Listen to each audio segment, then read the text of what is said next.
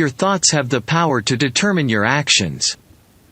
According to Marcus Aurelius, very little is needed to make a happy life, it's all within yourself, in your way of thinking. This means that your thoughts have the power to dictate your actions. Everyone has negative thoughts sometimes. It's impossible to expect to go through life in a constant bubble of positivity. This isn't a Disney movie. The key is to be able to recognize these negative thoughts, and avoid becoming overwhelmed by them. If you can do that, you can avoid the impact on your mental health and general well-being. Thoughts are a natural part of life. They are your inner monologue, and they are there all the time, whether you're conscious of them or not. Our authors suggest stopping for a second and becoming aware of your thoughts. You'll soon see how they add up to a constant stream of chatter. The problem is, these thoughts can often dictate your actions in life, causing you to either miss out on opportunities, or make a wrong move. This constant chatter inside your head can distract you from the here and now. You might think the answer is to stop the constant loop, but that's impossible. Thoughts are there for a reason. The more you try and stop it, the more it will make itself known. What you need to do instead is learn how to control your thoughts and reframe them. You have more control than you realize, and that is what this book is going to teach you. Humans are hardwired towards negativity. The human brain has around 100 billion neurons, and there are even more within your spinal cord. It is thought that the links between these neurons, called synapses, add up to around 100 trillion. With that in mind, how are you supposed to control the thoughts that are generated by all these complicated structures? With a lot of decluttering. As a human, it is far easier to be negative than it is to be positive. Our authors call this the negativity bias. Dr. Rich Hansen, senior fellow of the Greater Good Science Center at Berkeley, has a good point to make. The brain is like Velcro for negative experiences, but Teflon for positive ones. This sums it up perfectly. We jump straight towards the negative, and we overlook the high likelihood that the situation is more positive than we think. Your mind is the basis of everything you experience and of every contribution you make to the lives of others. Given this fact, it makes sense to train it. Barrie Davenport. It is possible to train your brain to be more positive, through an exercise called reframing. We will talk about this in more detail shortly. The problem is, if you're stuck in a negative mind frame, you're also stuck in a cycle of low mood and anxiety. The key to a happier life is therefore to declutter your mind, gain control, and reframe your thoughts towards the positive side. Why are we mentally cluttered? There are many reasons for mental clutter, but our lifestyles play such a huge part. Stress is a massive part of daily life these days. Our authors point out the case of Dan Harris, an ABS new anchor, who went on to write a book called 10% Happier. Harris had no idea he was suffering from severe stress, until it all got too much and he had a full panic attack, live on national TV. We also have far too much choice these days, something our authors refer to as the paradox of choice. Of course, having freedom and many choices is a wonderful thing, but too much can cause overthinking, which leads to anxiety. This even goes as far as going grocery shopping. How are you supposed to make a quick decision on the type of sugar to buy when there are 6 different types? Increased choice leads to greater anxiety, indecision, paralysis, and dissatisfaction. S. J. Scott. The fact that our minds are hardwired towards negativity doesn't help things either. The importance of breath. One of the greatest tools we have at our disposal in terms of controlling thoughts and easing in the moment. Overthinking is within you right now, your breath. We take around 20,000 breaths every single day, but we don't even notice, because your body does the work. The thing is, you can take control over your breathing and therefore control your thoughts. When you're panicking and overthinking, your breath is likely to be shallow, not making it all the way down to your diaphragm. You can control that breath, slow it down and make it deeper, and calm your thoughts. Put simply, breath plays a huge part in helping when you're stressed, anxious, or on a treadmill of overthinking. The best ways to work with this include: sit up straight and don't slouch. By sitting up you will allow oxygen to get to where it needs to go, and you can help the process by mentally breathing into those particular areas. Breathe through your nose and not your mouth. Your nose has a built-in defense system which filters out toxins and air which is too cold. Use abdominal breathing, i.e. pushing your stomach out slowly when you're inhaling, and letting it deflate back down when you exhale. Know the difference between shallow breathing and diaphragmatic breathing. Shallow breathing ends right at the chest, whereas diaphragmatic breathing is far deeper and more beneficial. The next time you want to detach yourself from thoughts which are unhelpful or negative, turn your attention inwards and slow your breathing, making it deeper at the same time. You'll soon notice you gain back control. Why you should try meditation. Most people roll their eyes when they hear the word meditation, but it's not all about chanting and sitting in the lotus position if you don't want it to be. Meditation can be as simple as being calm and turning your thoughts inwards for a short amount of time. Deepak Chopra said, "Meditation is not a way of making your mind quiet. It's a way of entering into the quiet that's already there, buried under the 50,000 thoughts the average person thinks every day." Meditation is a lot like doing reps at a gym. It strengthens your attention muscle. Barrie Davenport. There are many different types of meditation, and it's really a case of finding what works for you. The simplest way to start, however, is to sit somewhere quiet and comfortable, and to focus only on your breathing. As any distractions enter your brain, simply push them away. If you make it a part of your routine to practice this daily, you'll notice the differences. A study by the University of Washington showed that meditation is extremely useful for increasing productivity and focus. Other studies have also shown that meditation is useful for reducing stress levels. Reframing thoughts in your mind. The human brain is capable of critical thinking and creative thinking, but uninvited thoughts do nothing but cause stress and clutter up the mind. This can easily be overcome by learning how to reframe your thoughts, but it certainly takes time and effort. Reframing involves being aware of the thoughts you're having and learning how to separate yourself from them. Giving thoughts a name helps. Rather than thinking, "I'm so busy, I'm never going to get everything finished," turn it around to, "I'm having the thought that I'm not going to get everything finished." Another option is to say, "No," very loudly, and to visualize a barrier between you and the thought, e.g. a large wall, or you could imagine placing it in a box and locking it closed. Other people find it useful to place a rubber band on their wrist, and whenever a negative thought appears, simply snap the band. Most people have a trigger. Finding out what your trigger towards negative thinking is the best way to help yourself avoid it. Brainstorm and write down what your triggers really are. Distract your mind and keep yourself busy if all else fails. Why core values are vital to goal setting. Identifying what is really important to you in your life will help you to gain control over your thoughts. Many people struggle with understanding how this works, but by knowing what your core values are, you can focus on the things that are truly important, and kick out the things which aren't, the things which cause you stress. Your core values will also act as a yard measurement in life, and your choices and your overall decisions will be made against them. Put simply, knowing what your core values are helps you to declutter your mind of the things that are needless and a waste of time. They also help you be who you truly are. In addition, knowing your core values helps you to set goals in your life.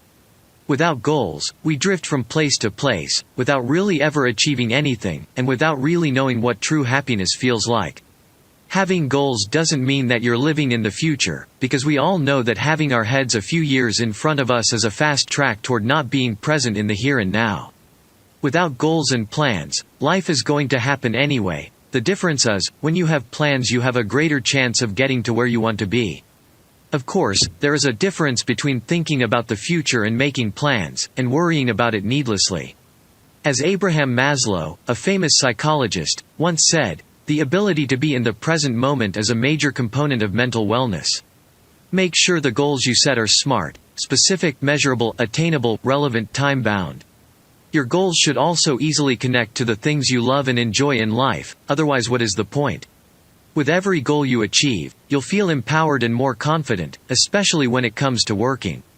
Relationship problems are the fast track towards misery. It is a common fact that relationship problems are one of the biggest reasons for unhappiness in our lives.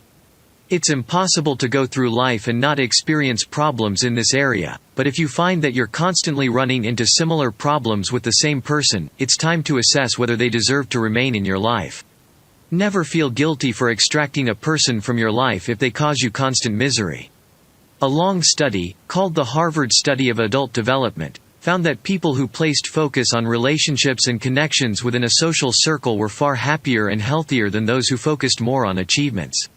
Of course, this means harvesting healthy and happy relationships, the traits of which include putting the relationship first, or making it a priority, having open lines of communication, being able to deal with problems in a healthy way, trust and respect on both sides, shared hobbies and interests, intelligent and emotional intimacy, being able to accept and forgive, physicality and intimacy, in romantic relationships. If you find that you're having problems with certain relationships in your life, you first need to look within yourself. It's no good trying to change someone else, it won't work. You only have the power to control your reactions to them. How to be more present. Have you ever been out with a friend or partner and they've spent a large amount of time on their phone, not really paying attention to you or anything going on around them? It's annoying, isn't it? We're so constantly switched on these days that being present is a vitally important component in healthy and happy relationships. A study by the University of North Carolina found that couples who regularly practiced mindfulness, e.g. being present in the moment, quickly saw vast improvements in their relationship. Learning how to really listen is something everyone needs to do. Empathic listening isn't as hard as it sounds, but it will make a huge difference in your relationships. Try these steps. Allow the other person to take over the conversation and pay complete attention to them, don't interrupt. Even if you want to make a valid point, at suitable times, ask questions which are open-ended and are designed to get them to talk and open up more. Don't come to conclusions without having heard everything. Once they've finished talking, repeat back the main points of what you heard. By doing this, you are in the moment, present with that person, and your relationships will become stronger as a result. Other methods to try to include avoiding self-condemnation when speaking, and avoiding making negative remarks about other people. This makes others think you're a negative person as a result. You could also try loving-kindness meditation, which scientists at Stanford University found to be very useful in helping to increase connections within a social setting. This involves sending positive thoughts and words to other people. The final point to make in terms of being present and improving your relationships is to avoid making comparisons to other people. This brings down your self-esteem and it damages your outlook. Social media has made it all too easy to compare ourselves to the wealth of others, but the reality of their lives is also often an illusion, too. Try and develop a glass-half-full attitude, and be grateful for what is inside the glass. Wave goodbye to the past. Past relationships and events from the past can easily damage relationships in the here and now, can help to cultivate a generally negative outlook. Words said in the past can stay with us for years, and when feelings are left unresolved, they can fester and cause huge, open wounds. The bottom line is that if you want to be present and improve the relationships you have in the here and now, you need to wave goodbye to anything that happened in the past, decluttering your mind and letting it go. Resolve anything that you can, challenge your side of the story and examine if anything could have been done differently, and what you can learn for the future. Finally, offer total forgiveness. This doesn't need to be directly to the person, it can simply be in your own mind, which allows you to gain closure and move on from the situation. When it's time to let go. There will be times in life when you have to let go of certain people, simply because they are causing you more unhappiness than happiness. Of course, this can hurt, especially if there are strong feelings attached to that person, but our authors state that if anyone is causing you any of the following, it's time to let go. Abuse of any kind, such as physical, emotional, or verbal, disloyalty on a constant basis and telling lies often, integrity which is questionable at best, negativity much of the time, being emotionally immature and using emotional manipulation tactics, any undiagnosed or unresolved mental health problems and addictions, a lack of willingness to communicate. Sometimes, a relationship doesn't have any particular toxic effect, it simply runs its course and doesn't offer happiness any longer. You should never feel guilty for this, but should be sure to remove someone from your life in the right way, e.g. with a face-to-face conversation, giving the other person the closure they need. Think about how you would want this to be done to you. How to declutter your home. Your home needs to be a place of peace and serenity, somewhere you can go at the end of a long day and feel safe and secure. However, most of us focus on collecting things, which clutter up our space and make it hard to relax. We become obsessed with the collection of meaningless items and spending our time on social media, missing out on the here and now. In the words of William Morris, have nothing in your house that you do not know to be useful, or believe to be beautiful. Visual and physical clutter has a negative effect on the brain and makes it difficult for us to focus. The Neuroscience Institute at Princeton University conducted a study which proved that if your general environment is full of clutter, you won't be able to focus or relax. Decluttering your home should therefore be a priority, and can be done in 10-minute increments every day. By being organized and doing this in stages, you will make steady progress, helping to declutter your mind as you go along. It's time for a digital detox. Most people hear the phrase, digital detox, and immediately panic. What you should remember, however, is that there was a time before social media, and everyone survived very well indeed. Think about the amount of time you spend on your digital devices, e.g. your phone, laptop, tablet, gaming devices, etc. Then, realize how that is taking you away from the here and now, stopping you from spending valuable time with your loved ones and having real experiences. Our authors suggest having an hour of digital free time every single day, and instead of doing anything, switched on, turn to a manual hobby instead, such as reading a book, drawing, making something, or playing a musical instrument. You could also think about decluttering your actual devices, too. If you work on a laptop and it's full of unused files, your brain isn't going to be able to focus or concentrate on the task at hand. Get rid of any files that you don't need and have a system which helps you to store and find things easily. Simplify it all down. We're all so focused on ticking things off our to-do lists and rushing from one appointment to the next, that we forget to actually live and just be. All of this doesn't really achieve much at all, but our brains have been tricked into thinking that doing nothing is actually bad for us. It's not. Sometimes doing nothing is the best thing to do. Our authors suggest trying the following tips for a simplified life. Prioritize the tasks you need to do in a day. The question whether you really need to do the things you do, e.g. the commitments you have made. Have 3 firm goals every day and focus on those. Have sacred time every day to simply do nothing and enjoy the feeling. Make sure that your children have plenty of time to do nothing in particular. This is vital for their development. Always leave work on time. Have a break from the digital world every so often. Goodbye to procrastination. One of the biggest focus killers, and certainly one of the fastest ways towards mental clutter, is procrastination. Putting things off because we simply don't want to do them creates a snowball effect in the mind, and these tasks hang over you like a dark cloud.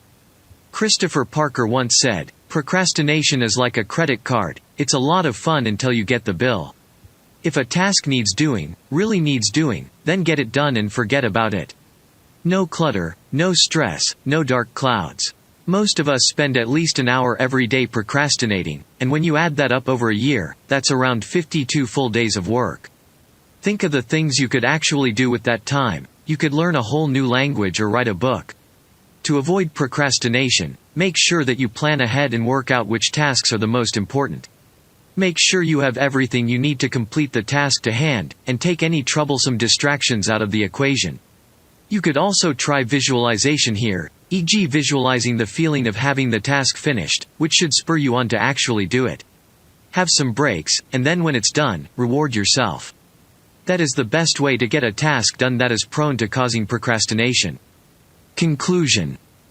Your thoughts do not have to control you. They will do so if you let them, but you can take back that control and turn it all around for the better.